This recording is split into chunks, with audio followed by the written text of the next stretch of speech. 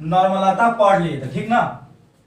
नॉर्मलता पढ़ लिए थे, पीछे मोलरता पढ़ लिए थे, मोलरता पढ़ लिए थे, सारा चीज पढ़ लिया था। अब देखिए अगला हेडिंग हम लोग का मोलरता एवं नॉर्मलता में संबंध, यही ना। आप लोग पिछले क्लास में देखे थे कि मोलरता का जो फार्मूला दिए थे W1 into 1000/m1 into V, ये जो था आपका मोलरता का फार्मूला। नॉर्मलता का फार्मूला बताए थे W1 into 1000 E1 into V। कोई दिक्कत? E1 जो होता है तुल्यांकी भार होता है, तो हम लोग तुल्यांकी भार निकालना सीख लिए थे। अगर तत्व का तुल्यांकी भार निकालना है तो तत्व का परमाणु द्रव्यमान बटा में संयोजकता। अम्ल के लिए देखे थे अम्ल का आणविक द्रव्यमान बटा में क्षारकता। क्षार के लिए देखे थे क्षार का आणविक द्रव्यमान बटा में अम्लता। यौगिक के लिए देखे थे यौगिक का आणविक द्रव्यमान बटा में धनायन ऋणायन पर का क्या आवेश का आंकिकी मान। अब देखिए आज हम लोग पढ़ने जा रहे हैं मोलरता और नॉर्मलता में क्या संबंध है, यही ना, ध्यान दीजिएगा। तो नॉर्मलता बराबर मोलरता इंटू एन गुणांक, क्या है जी, नॉर्मलता बराबर, यानी नॉर्मलता को एन से डिनोट करते हैं, एन बराबर एम इंटू क्या जी, एन गुणांक, क्या, एन गुणांक, यही ना, ध्यान दीजिए।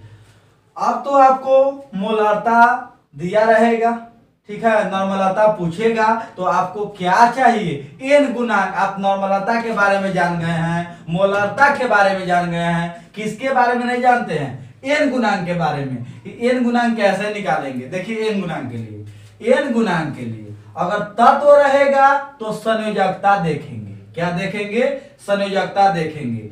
अम्ल रहेगा क्षारकता देखेंगे, क्षार रहेगा अम्लता देखेंगे, यौगिक रहेगा धनायन या ऋणायन पर के आवेश का आंकिकी मान देखेंगे, यही ना। देखिए क्वेश्चन है वो, लिखिए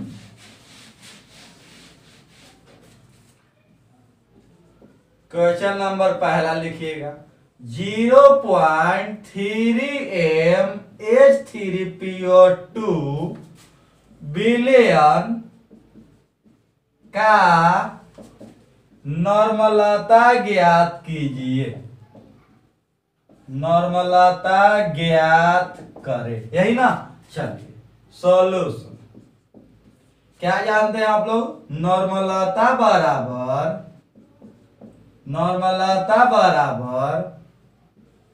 मोलरता इंटू एन गुणांक, सही है ना। अब ध्यान दीजिए कितना दिया है मोलरता, मोलरता कितना दिया है 0.3 इंटू एन गुणांक। देखिए ये अम्ल है बताए थे। अब देखिए यहां नोट करके लिखवाए थे आपको क्या कि अब अभी तो बताया अम्ल के लिए एन गुणांक क्या होता है, क्षारकता होता है। क्षारकता बताए थे कि H3PO2 का क्षारकता 1 होता है, H3PO3 की क्षारकता 2 होता है और H3PO4 के क्षारकता 3 होता है। तो यहाँ n गुना किसके लिए कितना हो जाएगा, 1 हो जाएगा। तो 1 तो कितना हो जाएगा 0.3n। कोई दिक्कत, चलिए मिटा दे। हाँ दूसरा क्वेश्चन देखिएगा 0.2m H3PO3 बिलियन का नॉर्मलता ज्ञात करें, यही ना, ध्यान दीजिए। सॉल्यूशन, नॉर्मलता बराबर मोलरता इंटू एन गुणांक। बोलिए कितना हो जाएगा, नॉर्मलता बराबर मोलरता कितना दिया है 0.2, एन गुणांक H3PO3 का 2 ना, 2 क्षारकता 2 होता है, 2 दूनी 4, 0.4 एन, ठीक है। एक और देखिएगा जो बहुत इंपॉर्टेंट है, मोलालता एवं मोल अंश में संबंध, यही ना, ध्यान दीजिएगा। हम जानते हैं कि क्या होता है जी, मोलालता बराबर W1 into 1000 M1 into W, यही ना। तो आपको किसके किसके भी संबंध चाहिए, मोलालता एवं मोल अंश, ध्यान दीजिएगा। चलिए लिख सकते हैं M into W1 into 1000 M1 into W2, M2 से भाग दे दिए, यहां M2 से गुना कर दिए, ठीक है। कुछ नहीं किया है, M2 से डिवाइड देके M2 से गुना किया है, क्योंकि ये आपका मोल हो जाएगा, मोल। अब यहाँ ये मोल हो जाए, ये हो गया विलेय का मोल, ये हो गया विलायक का मोल। लिख दे M बराबर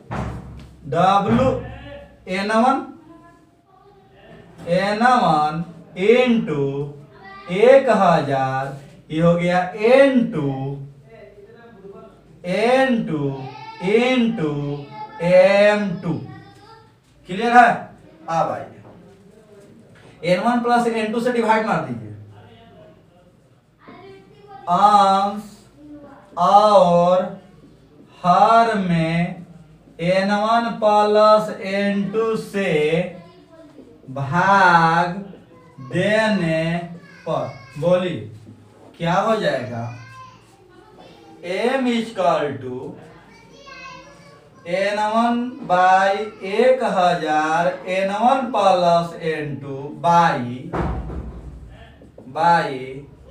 N2 इंटू M2 बटा में N1 प्लस N2, यही ना, ध्यान दीजिएगा। जिसका मोल अंश निकालना हो उसका मोल ऊपर में और टोटल मोल नीचे में, 101 इंटू 1000 बाई, जिसका मोल अंश निकालना हो उसका मोल ऊपर में और टोटल मोल नीचे में, x2 इंटू M2, ठीक है। यानी क्या हो जाएगा, हो गया इधर, तो M बराबर विलेय के मोल अंश, विलेय के मोल अंश, विलेय के मोल अंश इंटू 1000 विलायक का मोल अंश, विलायक का मोल अंश इंटू किसका, विलायक का आणविक द्रव्यमान, विलायक का आणविक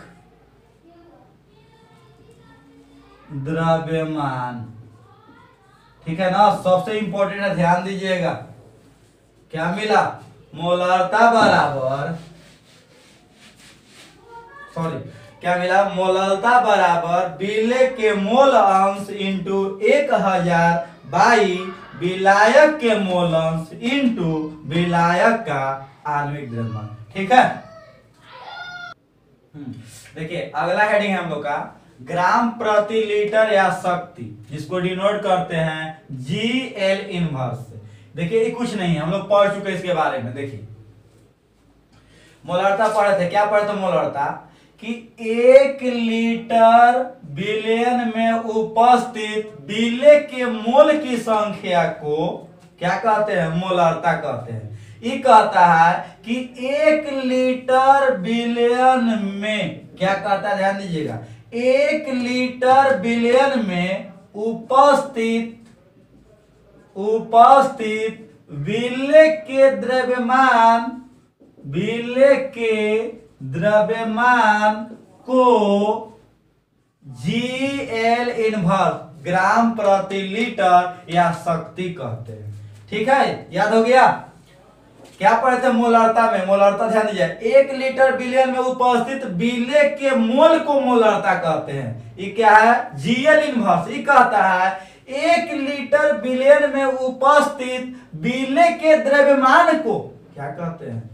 जीएल इनवर्स कहते हैं। यही है, किसी बिलियन के प्रति लीटर में घुले हुए विलेय के द्रव्यमान ग्राम में हो, उसको क्या कहते हैं? शक्ति या ग्राम प्रति लीटर सांद्रण कहा जाता है। जीएल इनवर्स बराबर विलेय का द्रव्यमान बटा में बिलियन का आयतन। क्या जी? 1 लीटर बिलियन में उपस्थित विलेय के द्रव्यमान को जीएल क्या इनवर्स कहते हैं। ठीक है, पार्ट्स पर मिलियन, जिसको शॉर्ट में लिखते हैं पीपीएम। पीपीएम होता क्या है? देखिए, मिलियन के मतलब आप लोग समझते होंगे 10 के पावर कितना? 6, यही ना? तो देखिए पार्ट्स पर मिलियन होता क्या है? तो 10 के पावर 6 ग्राम बिलियन में कितना ग्राम?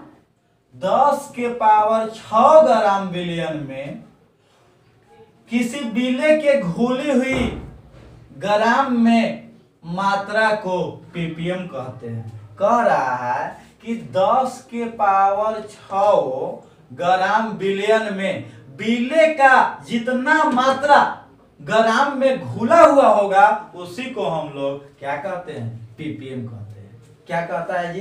किसी बिलियन के 10 के पावर 6 ग्राम में विलेय का जितना मात्रा घुला हुआ होगा उसी को क्या कहते हैं? पीपीएम कहते हैं। यानी पीपीएम बराबर विलेय का द्रव्यमान बटा में विलियन का द्रव्यमान इंटू 10 के पावर 6।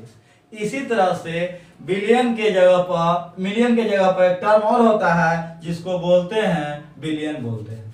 ठीक है, इसका मतलब होता है 10 के पावर 9। बस यही परिभाषा हो जाएगा। यहाँ पे क्या हो जाएगा? 10 के पावर 9। तो इसका फॉर्मूला हो जाएगा पीपीबी बराबर विलेय का द्रव्यमान बटा में बिलियन का द्रव्यमान इंटू 10 के पावर 9। ठीक है, अब देखिएगा क्वेश्चन। देखिए क्वेश्चन है, कहता है कि दिए गए अम्लों में से कितने अम्ल द्विक्षारकीय हैं? द्विक्षारकीय के मतलब ये जो अम्ल दिया गया है इसमें से किस किस अम्ल का क्षारकता 2 है। तो आपको बताया है कि मात्र आपके सिलेबस में 4 गो इंपॉर्टेंट है। कौन कौन याद है? H3PO2 का क्षारकता 1 होता है, H3PO3 का 2 होता है, H3PO4 का 3 होता है, H3BO3 का 1 होता है। यही ना? बाकी ज्यों के त्यों जितना हाइड्रोजन रहेगा उतना ही क्या हो जाएगा? क्षारकता हो जाएगा। ठीक है, सॉल्यूशन कै गो हो जाएगा जी? देखिए इसका हो जाएगा H3PO4 3, यानी इसका हो जाएगा ट्राई। ठीक है, हमको डाई वाला चाहिए, 2 वाला चाहिए, द्विक्षारकता 2 गो डाई। H3PO3 अपवाद में से है 2 डाई, H2CO3 डाई, यहां ये डाई, ये एक मोनो बोलते हैं एक के, एक आइए डाई, आइए डाई। क्या हो गया? 1 2 3 4 5 और 1 6। आंसर कितना हो गया? 6। ठीक है, एक क्वेश्चन और देखिए।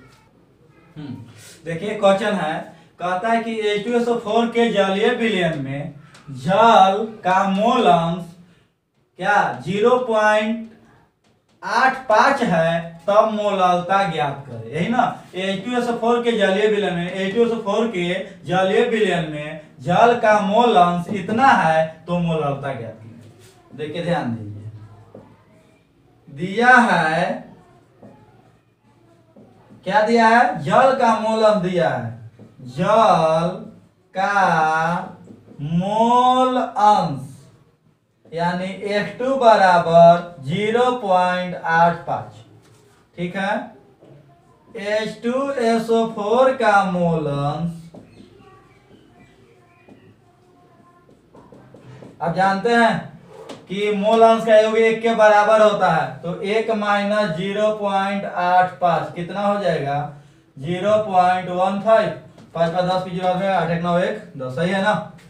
चलिए बताए थे अभिसंबंध मोलालता बराबर x1 इंटू 1000 बटा में x2 इंटू m2।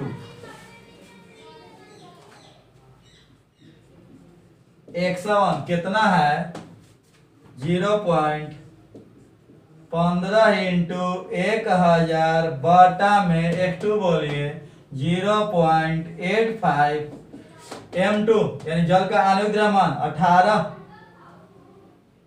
गुना कर लीजिए 150 बटा में नीचे का गुना बोलिए कितना आ जाएगा 15.3 गुना करके देख लीजिएगा अपना। m कितना आ जाएगा m बराबर 9.8 मोल पर केजी। ठीक है, आंसर हो गया। यही इतना था हमारा सांद्रण का टर्म खत्म हो गया। अब हम लोग अगले क्लास में पढ़ेंगे विलेयता के बारे में। ठीक।